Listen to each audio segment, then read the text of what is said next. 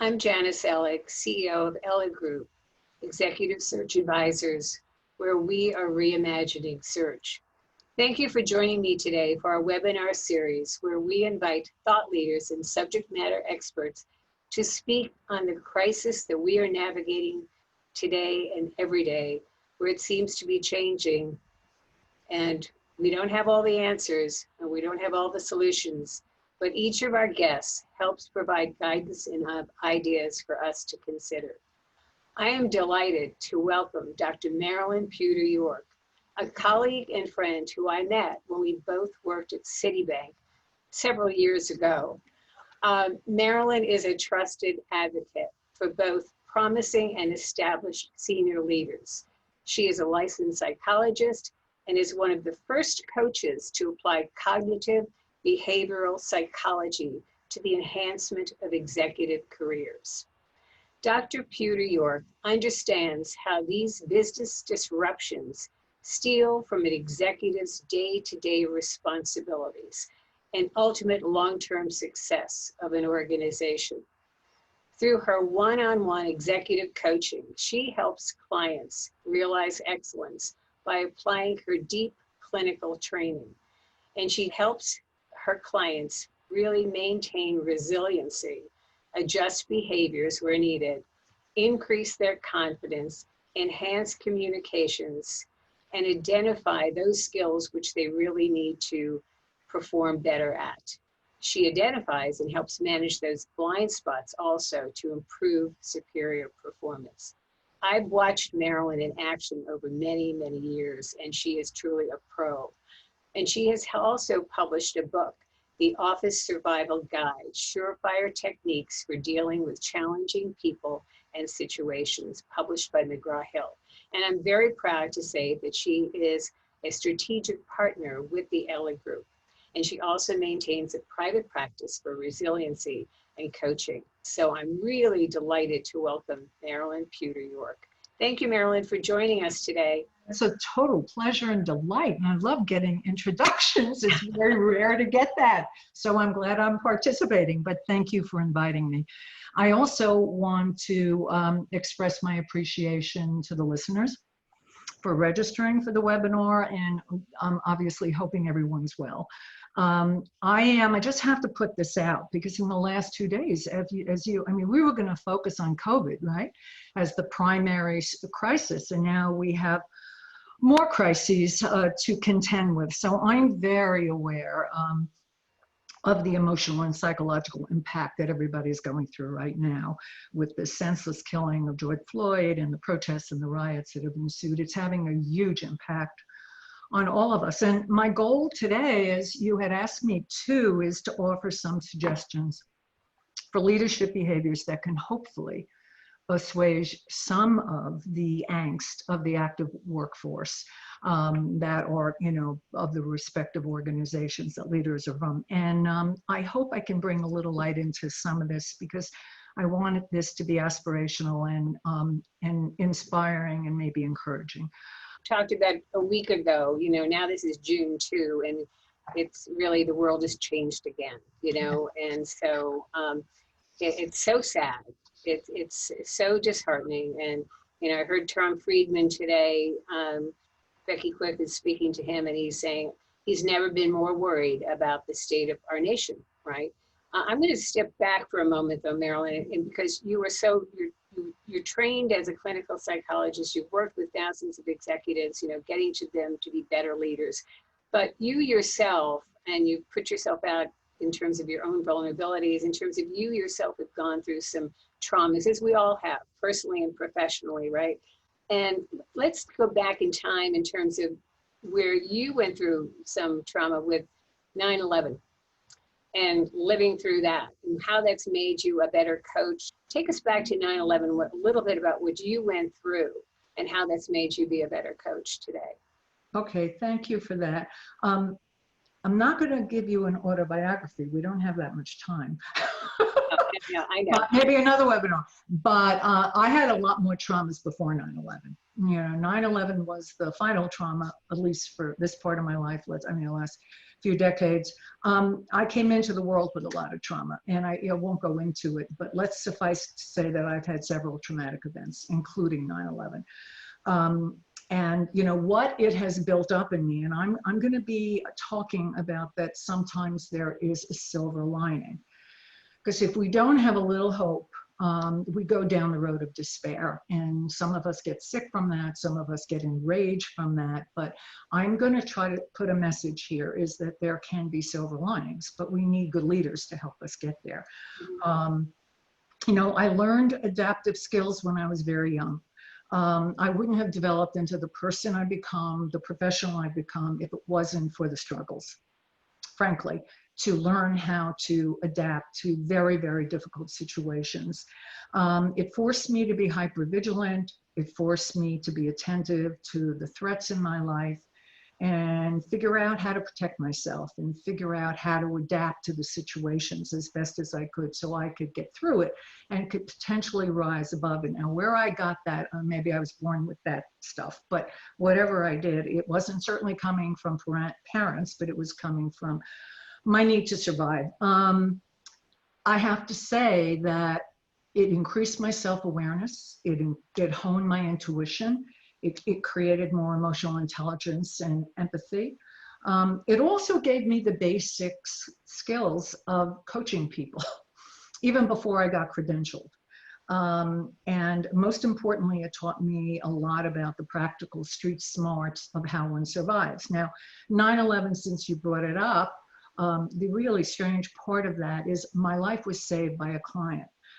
I was going to pick up my daughter at the local, we lived in Battery Park City right across, and I was working with him in coaching. And I had to pick up my daughter from elementary, and my husband was busy with something else, and he came with me, and we were half a block away when the building came down, the South Tower, and I just, admittedly, with all my so-called wisdom, froze.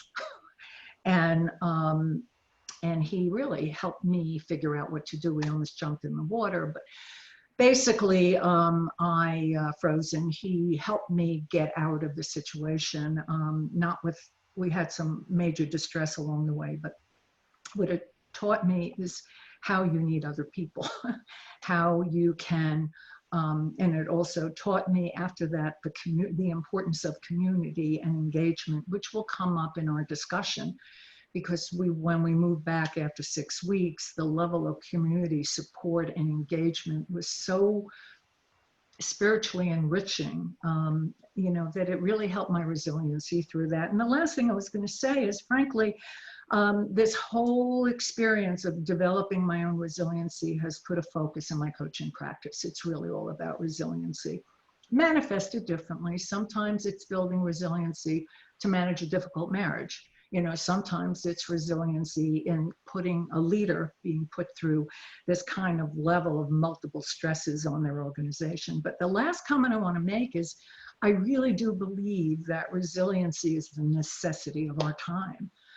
We can't predict what's going to happen, but the ability to rebound from adversity with the best of making the best of every situation we find ourselves in and helping other people will create growth and maybe even progress. I've heard you say that being self-aware, that self-awareness is the cornerstone of resiliency. It is. So to be self-aware, oftentimes you have to confide in others to understand what is going on. And how do leaders do that? I mean, how do you confide in others to become more self-aware? How do you trust in others to get feedback, to become more self-aware of who you are? That can be a slippery slope sometimes. Very, very. Good question. Look, right off the bat, I'm just going to say that the best and worst leadership behaviors come out of a situation like this. And we know that, right? But I'm going to say straight out that the most stabilizing leadership that we will witness tends to be exhibited by leaders who have a great deal of self-awareness. And what is that about? I think the question implies that as executives get more and more senior, they get a little more isolated. They become more powerful. People become more intimidated by them. They don't always it's harder to get unvarnished feedback from people who potentially are intimidated by. So some leaders kind of live in a bubble. They almost believe their own press, so to speak. The most resilient leaders are courageous in really wanting to know themselves. They want to make sure that their intention turns into positive impact. And sometimes leaders' intention does not, because they're using behaviors or styles that are not fitting the situation or the population they're trying to move forward. And frankly, they're seeking to uncover their blind spots. And I think you know the term. I don't know if people in our audience or listeners know the term, but it's basically, and I'll make it kind of quick, it's about habitual, internalized ways of thinking and behaving that were created at an earlier point in someone's life when it was adaptive. But then, you go from an individual contributor expert to a leader, and the same thoughts and behaviors that fit then don't fit now. The trouble is often people go into automatic phase when they're facing a lot of stress, and their behaviors may represent the blind spots, which are no longer adaptive in the situation. Can you give an example? This is very important, because can you give an example of that blind spot of something that you did before? Yes. Yeah. And there's one that just came to mind. I was actually going to use it in another section, but I'll use it now. Is one of my clients was telling me that his senior executive just lost the opportunity to show empathy, which could have raised the group. They were on a platform, a video conference, and the senior executive, who hadn't talked to their staff in quite a while, probably under a huge amount of stress, got very task focused, came into the Zoom call, whatever it was, came into the call with, tell me what you're doing, where are we on the project, blah, blah, blah. And he hadn't seen his executive committee in, I think a week or so. And that was in the earlier part, and basically went into it, never said a word. There was no intention to think about, wait a second, I'm a leader here. These are my people. Why don't I check in with them and just see how they're doing? You don't have to be a therapist. You don't have to spend a half an hour on asking, but just raise it, raise it instead of just going right to the outcome. What the guy told me is, that's not atypical for this guy, because he was a individual contributor early part of his career, an expert who was always delivering outcomes.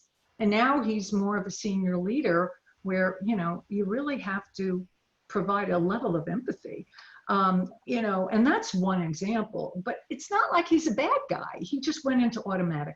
He's worried about the numbers. He's, anxious about things. And without being self-aware that you need to modify those emotions and focus on your team to build them up, he missed an opportunity, and that had an impact on the team.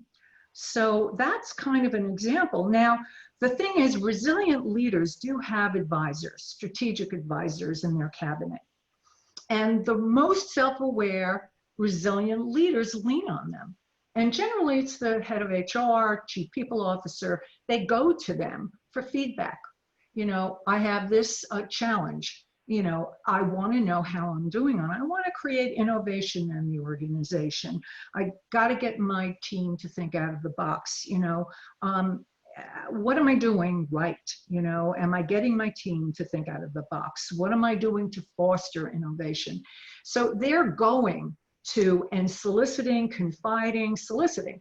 Beautiful. But let's be honest. How many leaders take the initiative to get feedback? All right. Right. Some of them are defensive. Some of them are so, forgive the word, so overconfident that they don't think they're doing anything. I was going to use the word narcissistic, but I'll be overconfident for the second. I don't want to get into any political trouble, but the leader doesn't initiate. And in fact, the way they're behaving is creating contagious stress. You know, they come in, they overreact, they're impulsive because they're anxious, they cause problems for direct reports who then continue to emulate that behavior at a time when we need resiliency. We don't want to make people's mental health worse than they already are, given what's going on externally. So that takes the courage, the political skill, and the diplomacy of the HR person to very nicely, as I have to do when I coach with people who are a little defensive, you know, explain how they have the best of intentions, but it doesn't land well. And this is the way they need to modify their behavior because the situation is different. Not that you're overconfident, a little bit narcissistic, but you know, you have to modify your behavior in the situation.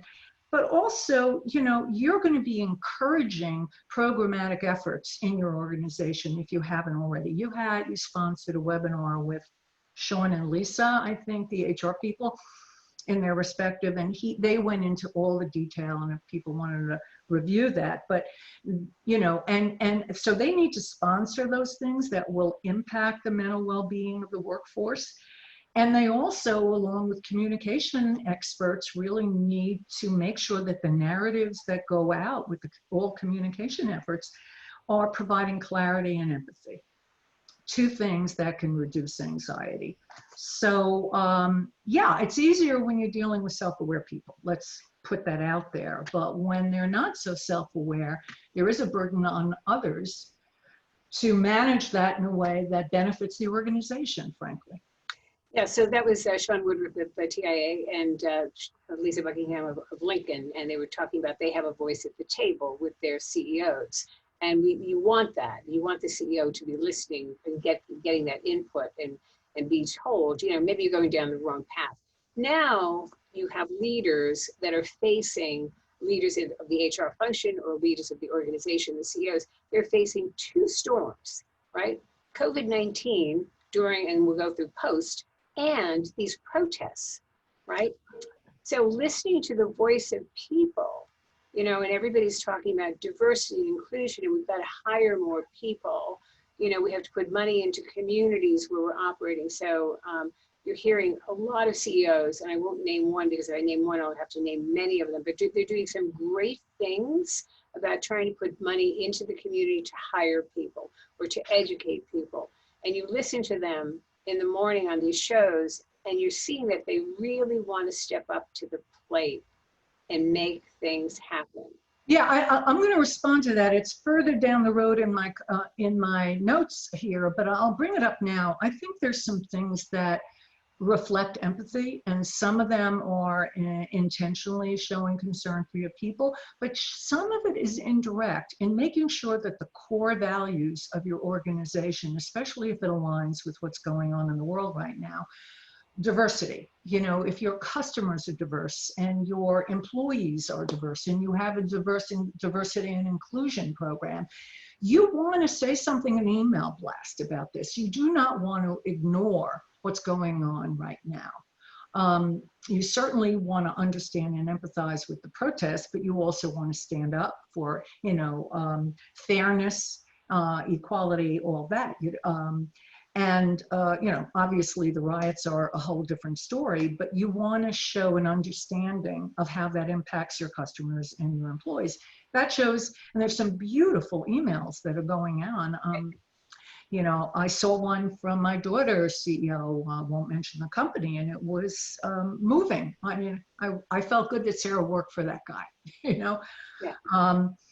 But there are other things that self-aware leaders can be doing, Janice, if you don't mind my going into some of the— I would like to hear. What should they— Can I share it? Yeah. Look, one of the things we got to remember at the outset are leaders are role models. You know, they're like parents to children. I'm not saying employees are children. I'm not saying leaders are parents, but others look up to them and they emulate them. So if a leader has a certain mindset and a certain behavior, his followers will do the same thing. And it cascades downward. And during this particular crisis, if the leader is even more evolved and he expects his people to be more evolved, you may, and this is the silver lining of things sometimes, assuming organizations survive and all that, financially, the truth is You can create a better culture from this if there's a real effort to behave in a resilient, self-aware way. Look, self-aware leaders are a little more well-balanced, and they have high-performing teams. Why do they have high-performing teams? Because they don't lead with their ego, okay? They basically know what they're good at, know what they're not good at, and they have people around them to complement, the same as they do with their cabinet of advisors. And they tend not to micromanage and lead through perfectionism. Instead, they try to lead through influence and development and coaching. There's loyalty and faith and trust in leaders who behave that way. Is that an antidote to anxiety? Yes, but there are other ones. The other ones is leaders behave consistently, those that are self-aware. What you see is what you get, and there's a level of predictability, Janice, to them. What does predictability do? It instills confidence, it instills stability. What does stability do? It reduces some anxiety, okay? And you know what to expect. The values are consistently demonstrated. They walk the talk. So you don't have ambiguity making you even more anxious about where is he coming from today versus tomorrow. The other thing that I think is super important, and a message that should go out to all of us, frankly, is that they're a little more evolved, self-aware leaders who are resilient. They make a priority about taking care of themselves and avoiding burnout, because they have to wear the mask before they put the mask on others, in the sense that they need to set boundary on their schedules, to have R&R, to eat well, to sleep well, to exercise, to do whatever stress management they need to do. The other thing about leaders who are self-aware is they know in their environment what triggers them with negative emotion. So if they have a toxic situation or people who are acting in a toxic way that create guilt, anger, frustration, what that leader has a tendency to do if they know themselves well enough is limit the exposure. And if they can't limit the exposure, they self-regulate the emotional reaction. How do they do that? So they set a boundary, or? Yeah, what they do is they kind of know what they feel, and they know if they express the feeling. You know, if this whiner is coming to you and just expressing helplessness and hopelessness, and can you help me figure out what to do? And they're a high-paid executive, for whatever reason, they're letting their emotion, you know, interfere with their performance. You could be a little empathetic, but at some point, if they're not thinking through a way to problem solve, you're going to get frustrated with them. Now, you don't want to make that person anxious or feel in any way, forgive the word, abused a little bit by your anger. So what you're going to say, hopefully, is, you know what, I expect that you're going to go out and you're going to figure this out. If you need to talk to anyone, there are these people who can coach you. I don't mean external people, internally. And regulate his frustration so the leader doesn't express reactively his frustration with this person not rising to the occasion and feeling more of a victim, you know, than a problem solver. Because what they don't want to do is create any contagious stress. The other thing that self-aware leaders do is, because their ego is in check, they're confident, but their leaders are in check, they provide visibility. They provide platforms for their people who need to excel. They recognize contributions. Again, loyalty, motivation. So bottom line, self-aware leaders demonstrate calmness because they're well-balanced. They're comfortable in their own skin. They have the confidence, but not the arrogance. And they exhibit a bit of nobility, I think, in their calmness, but without the display of unhealthy narcissism. But Meryl, you know, I have seen some leaders that somewhat narcissistic, but they're still great leaders. You know, they still have some transparency there. They do ask for input. And when they get it, they say, okay, now I've got the input, but we're going to go this way. So, I mean, there's a bit of a combination there, you know. Healthy narcissism, and thank you, because I should not make the word narcissistic sound unhealthy. If you didn't have some narcissism, you probably wouldn't rise to the top, because there is a sense of ambition. And there is a sense of wanting to make the best of your talents, okay, and pride in yourself. I'm talking about the unhealthy side of narcissism, where it's kind of all about you. It's not about your followership. It's not necessarily, maybe it's about your customers, or your clients. Maybe it's about the board, but it's really not necessarily the people below you. They're tools to your success, as opposed to, they are your clients too. You want to raise them up.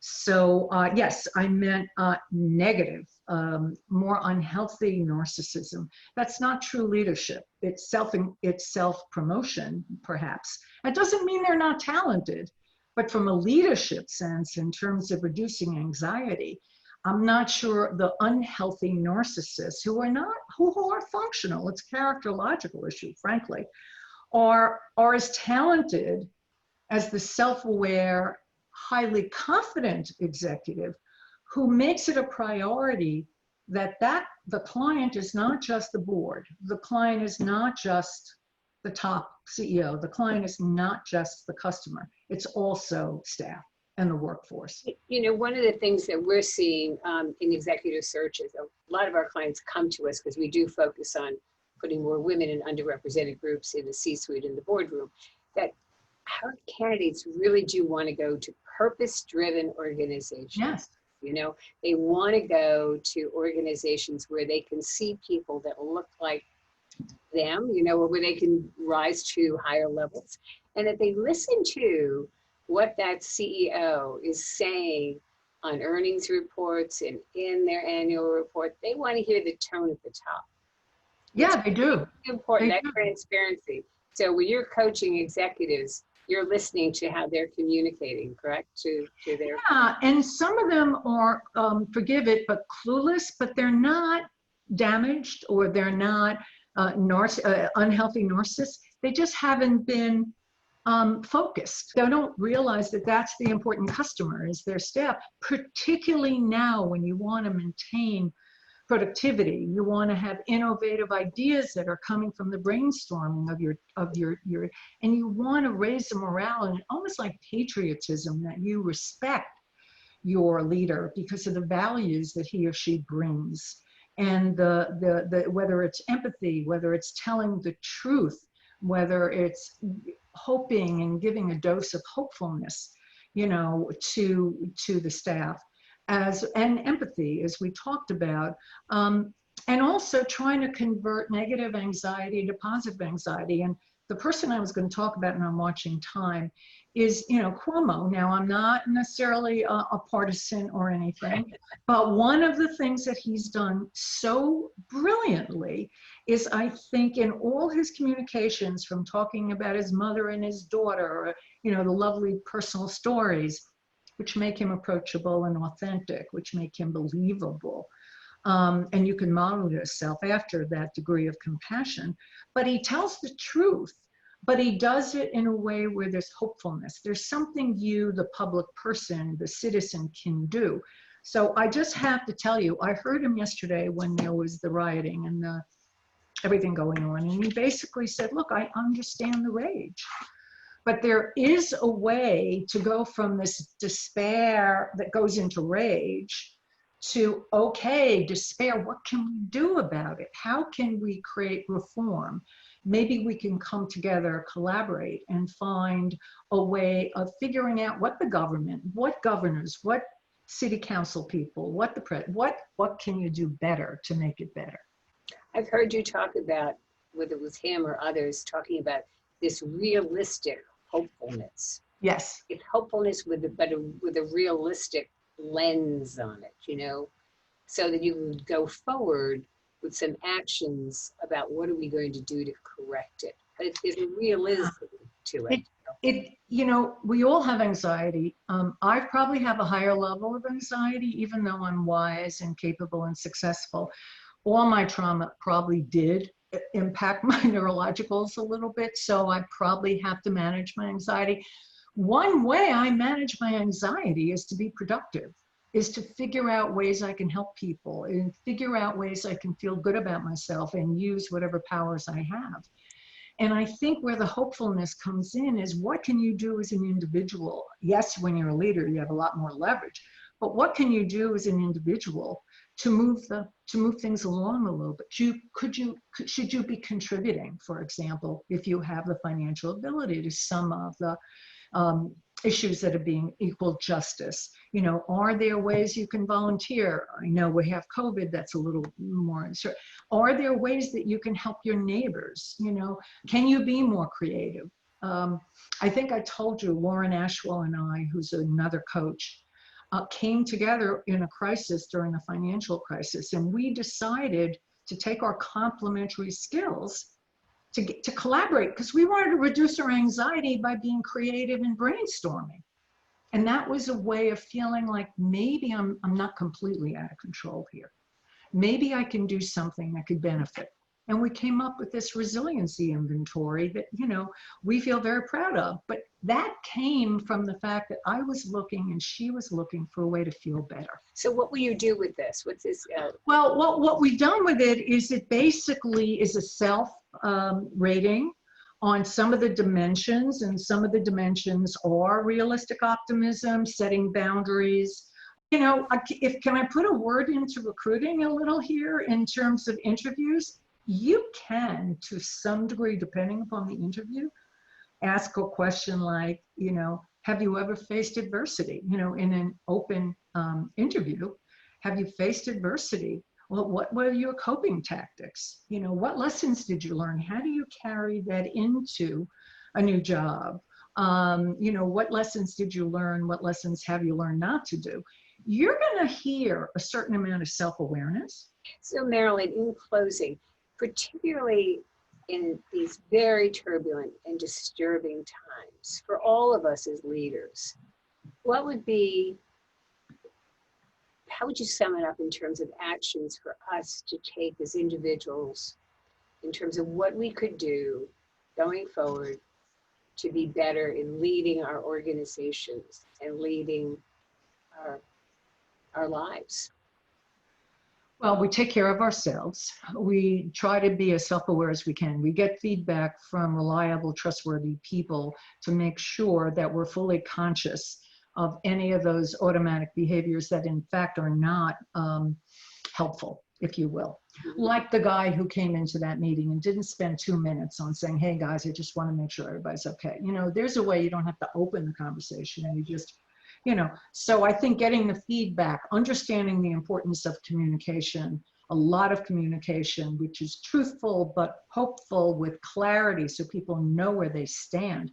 If people feel a little more in control through the communications that are given to them by either their local leaders or mass emails that go out, they have, again, it's stability, reliability, a sense of where they fit, and a focus on, you know, a purpose. You know, why are we here? Why are we doing this? You know, and also future focus in terms of innovation.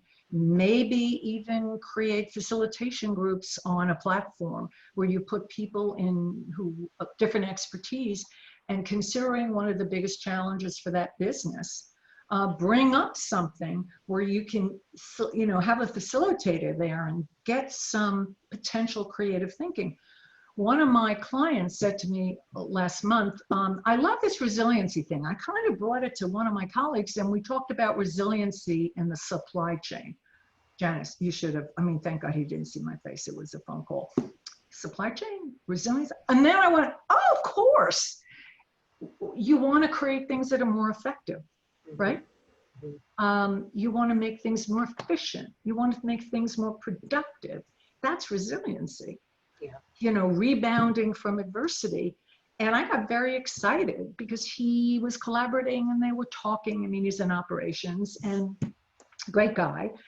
And our conversations about resiliency led to his carrying that out, taking that with him, and being more creative with some of his colleagues. So, you know, and I think Cuomo is a good role model.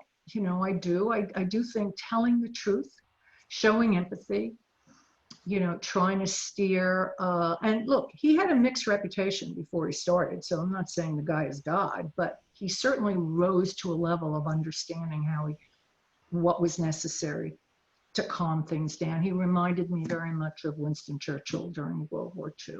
You Well, know, he'd love to hear you say that. well, Mom. Quite a compliment. You know, I just think this is such a time for all of us to rise to the occasion. And I'm a news junkie, and I was watching James Baldwin, the poet and the writer, on a 1979 speech. But comes to mind what he said. You know, that he said, "Not everything that you face can be changed, but nothing can be changed until you face it."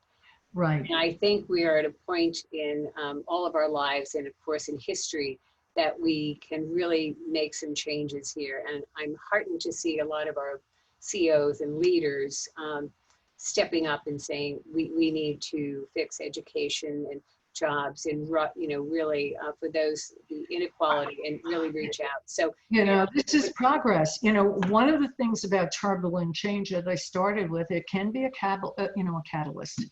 It can make us better, but it can also create organizational reinvention, you know, at a time when needed. But the only way that's going to happen is with leaders who get the responsibility they have to inspire, but also assuage anxiety through some of the habits and behaviors. well, Thank you for giving me this time. I appreciate it. thank you for all of your great insights and what you're doing to really help leaders make those changes and be self-aware and be resilient during times of truly crisis and chaos. So Marilyn Puder-York, Dr. Marilyn Puder-York, thank you for being a great colleague, great friend, and a great leader of leaders. So thank you for taking the time with us today. It was a pleasure. Be well, be safe, and for everybody there who joined us today, please stay safe.